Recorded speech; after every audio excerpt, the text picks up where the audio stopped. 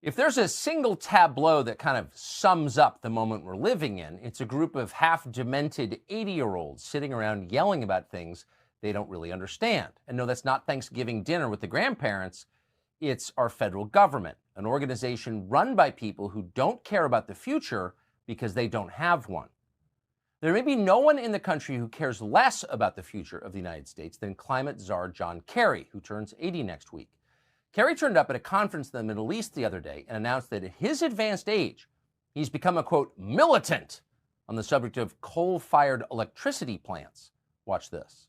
There shouldn't be any more coal-fired power plants permitted anywhere in the world. That's how you can do something for health. And the reality is that we're not doing it. So, the measure here is really sounding the alarm bell. I find myself getting more and more militant because I do not understand how adults who are in position of responsibility can be avoiding responsibility for taking away those things that are killing people on a daily basis. Now, this is an emissary of the fabled United States government. This is a former presidential candidate, a long-serving United States senator. What are people saying about what John Kerry just said? Well, in case you're wondering about the Biden administration's prestige and influence around the world, you should know that absolutely nobody cares what John Kerry thinks or even listens to him. Leaders in every adult country on the planet understand that what he's saying is nonsense, if not totally insane. Because these are people with economies they need to tend to and people they need to feed. They don't have time for self-harm. China, for example, burns more coal each year than the rest of the world combined, and that will not change. In fact, it's accelerating. This year, the Chinese have generated 14% more electricity from coal than they did last year. Same thing in India. 80% of all of that country's electricity now comes from coal. That's up from 73% just last year. Now, it's not a small thing because those two countries make up a third of the world's entire population. And it's not just India and China. Last year, Indonesia burned 33% more coal than it did the year before, and so on. Something you should also keep in mind is that burning coal for electricity bears little resemblance to what it used to look like. There are fairly sophisticated emissions scrubbers. It's not quite as bad as it once was for the air. But does John Kerry even know this? Does he know any of this? Does he care? Probably not. Global warming may be global by definition, but according to John Kerry and everyone else in the Biden administration, only the United States causes global warming. Watch Kamala Harris threaten anyone who refuses to believe that. Around the world, there are those who seek to slow or stop our progress.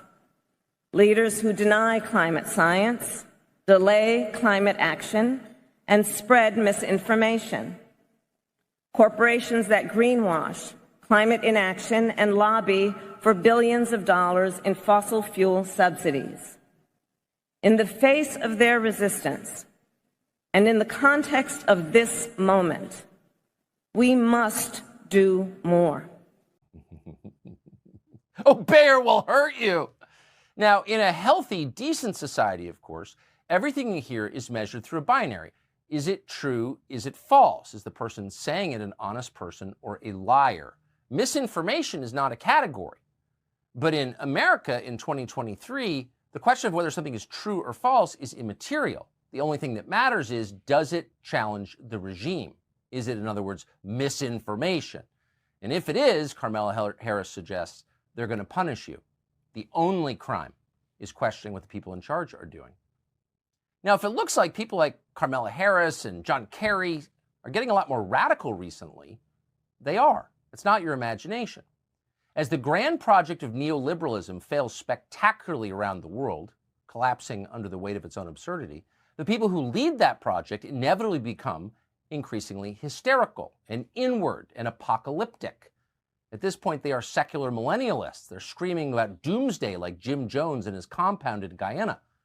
But the question is, how can the rest of us avoid drinking the purple Kool-Aid? Because there are real-world consequences of this stuff. Michael Schellenberger is one of the best journalists in English. He's the author of Apocalypse Never, among many other works. He's been following this story. He joins us now. Mike, thanks so much for coming on. In a debate about actual science, the person in possession of the cutting-edge scientific information will present it to the public and then kind of welcome questions and then explain it. But that's not at all what we're watching here. We're watching people push an orthodoxy at increasing volume with increasing hysteria, and with increasingly severe penalties for disagreeing. So what is that?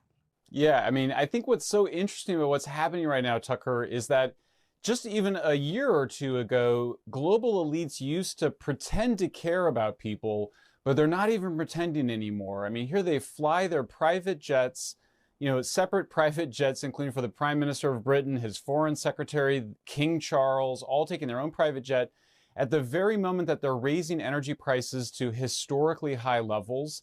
And as you just saw there with John Kerry demanding the shutdown of coal plants, which will mean that people will burn wood and dung in China, and they will starve, and they will not have enough to eat, and you'll have riots in the streets. I think that what's so different now is that the elites are just openly and blatantly expressing their hatred of humankind, particularly the hatred of working people, of poor people, people both in the United States, in the so-called flyover states that they hate so much, but also in places like India and China and Africa, where people want to live a better life, and that's what coal has traditionally provided. What's so interesting, of course, is that the obvious alternative to coal is natural gas. If you cared about climate change, if this was actually about climate change, you would just produce more natural gas because it produces half the carbon emissions of coal. The United States reduced our carbon emissions by 22% between 2005 and 2020, with 61% of that reduction coming just from switching from coal to natural gas. But John Kerry and other climate activists are against natural gas, and they've been stifling the production of natural gas, clean burning American natural gas, which is the cleanest in the world. So it's so obviously hypocritical, but worse than that, I think it's really anti-human, and that's really what gets at it. It's a religion, it's a cult, like you said, and it really is about being against humankind, against humanity. Well, there's so many interesting threads here. I mean, one is that the rest of the world is ignoring it, and they pay lip service to it, and they're happy to sign treaties that they ignore or that have carve-outs for their behavior. But it really is an Anglosphere thing. It's a Western religion. It's only the United States, Canada, Great Britain, New Zealand, Australia who really believe, and Germany maybe, really believe this nonsense. And China and India are like, we've got 1 billion people here. We have to feed them. They don't care. Yeah, that's right. And there's a financial element here, obviously, too, where the largest donor to the Democratic Party, George Soros, but also Michael Bloomberg, and a whole set of other oligarchs have a strong interest in keeping energy scarce. I think that's what is a big driver of this. Yes. That's why they want to shut down nuclear plants, coal plants. They want to stifle natural gas production, and they want us to use weather-dependent, energy-dilute, primitive sources of energy, so-called renewables that are actually anything other than renewable.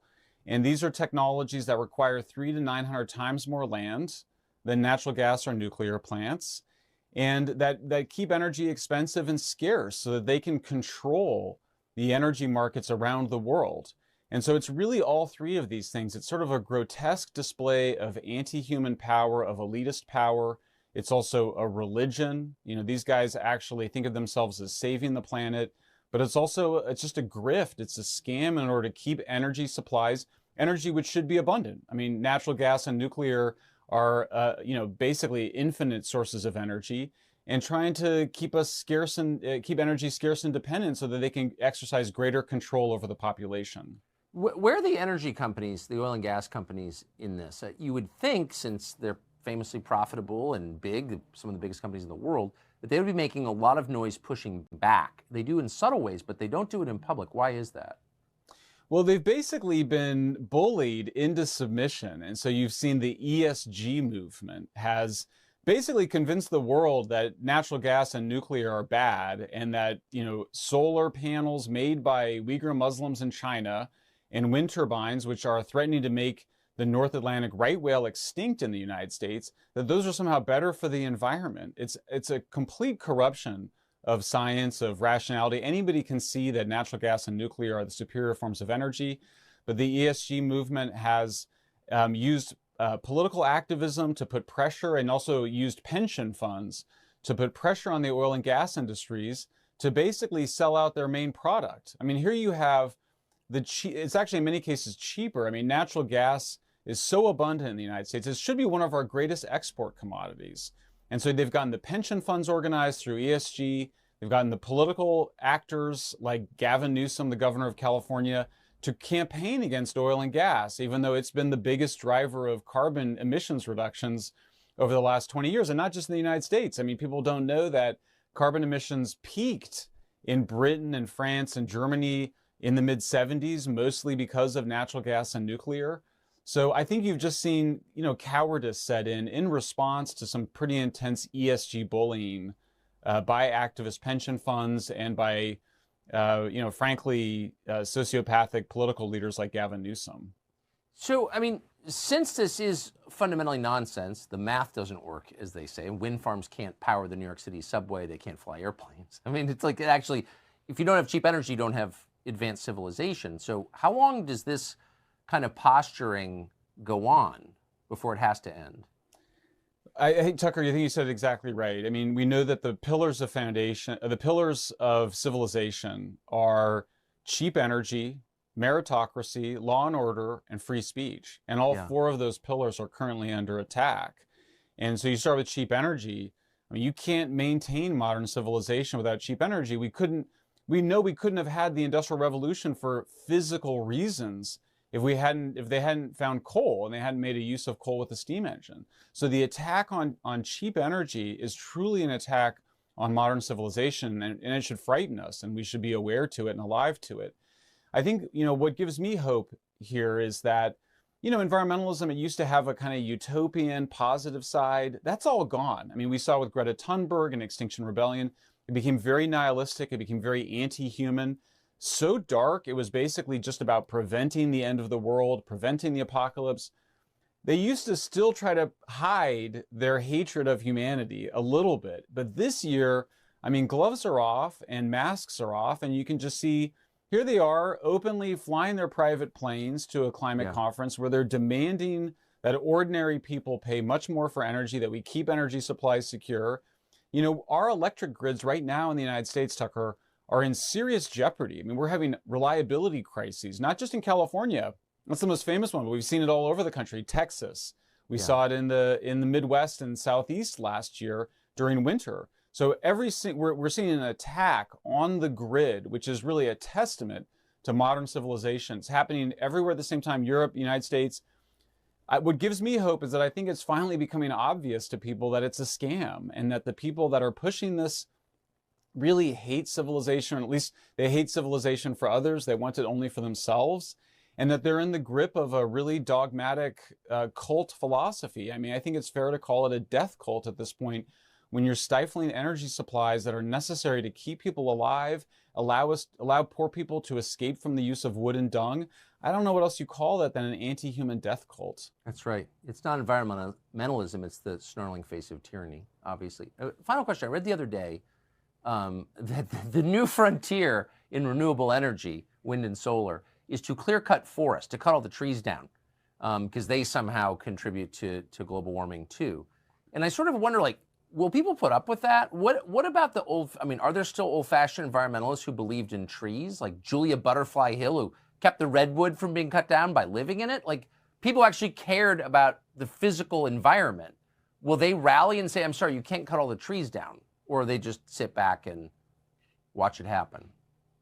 The truth is, Tucker, they've actually been organizing and rallying under the leadership of some pretty extraordinary people. There's a woman named Lisa Lenoz, who I work with, who has done incredible work documenting how the increase of wind industry activity on the East Coast is directly causing the death of the North Atlantic right whale and the potential extinction of that species, as well as other whales. They've organized the Save the Right Whales Coalition, and we've seen huge popular response to it. I mean, even the people conducting the autopsies of all the whales being killed off the East Coast, Tucker, are paid off by the wind industry. So the wind industry has paid off the news media, they've paid off the politicians, they paid off the aquariums, they paid off Woods Hole. I mean, shame on Woods Hole. Yeah. These venerable scientific institutions have all been taking money from the wind industry.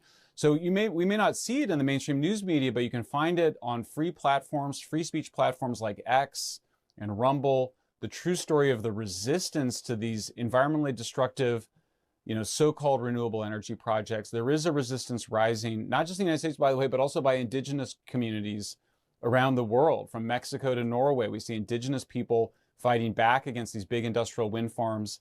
I think when these movements find each other, when we see that we have common cause for a pro-human environmentalism, a pro-human conservationism, I do think that the end is near, because it's destroying Europe. I mean, Europe will be the first to fall.